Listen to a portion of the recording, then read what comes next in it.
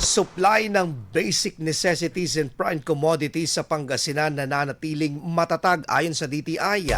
Para sa detalye ng balitang yan, kasama natin na Idol Aaron Navelgas. 104.7 IFM Report. Nananatiling matatag ang supply ng basic necessities and prime commodities sa Pangasinan ayon sa Department of Trade and Industry. Ayon kay DTI Pangasinan Director at Assistant Regional Director Natalia B. Dalaten, batay sa pinakahuling monitoring, may sapat na supply sa lalawigan kung saan ang ilang establishmento ay may hanggang 2 buwan na buffer stock. Sapat ang supply natin sa Pangasinan ng mga basic necessities and prime commodities kasi po ayon sa ating pagmamonitor ng supply at siyempre yung presyo, may mga establishment tayo sa Pangasinan na 2 months yung kanilang buffer stock. Yung iba naman 1 buwan at yung iba 2 weeks, pero mayroon talagang mga 2 months ang kanilang buffer stock. Kaugnay nito ay nananatiling stable ang presyo ng mga pangunahing bilihin na saklaw ng ahensya.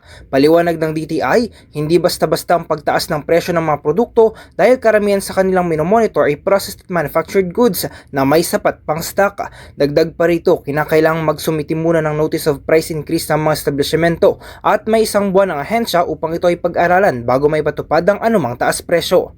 Kung ang mga manufacturers na apektado dito sa oil price increase ay magkakaroon ng pagtaas ng presyo, mayroon po silang 1 buwan na mag-submit ng kanilang proposal sa Department of Trade and Industry upang ipakita o isubmit sa amin yung notice of price increase.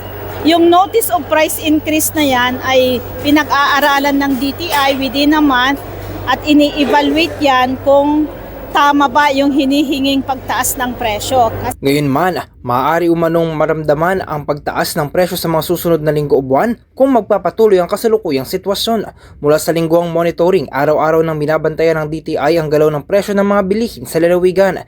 Hinihikayat naman ng publiko na agad makipag-ugnayan sa tanggapan ng DTI para iulat ang anumang hindi patas na presyo ng mga pangunahing bilihin. Kung mayroon po kayong napansin na pagbabago sa presyo o sobrang pagtaas ng presyo ng mga pangunahing bilihin, especially po doon sa tinatawag natin na basic necessities and prime commodities under the jurisdiction of DTI, ay tumawag lang po kayo sa aming tanggapan sa DTI Pangasinan Provincial Office or pumunta po kayo sa mga pinakamalapit na negosyo center sa inyong lugar or mag-message po kayo sa aming DTI Pangasinan Facebook page po. Kasama mo sa IFM News Dagupan, Idol Aaron Navelgas, Tatak IFM. IFM News. IFM News.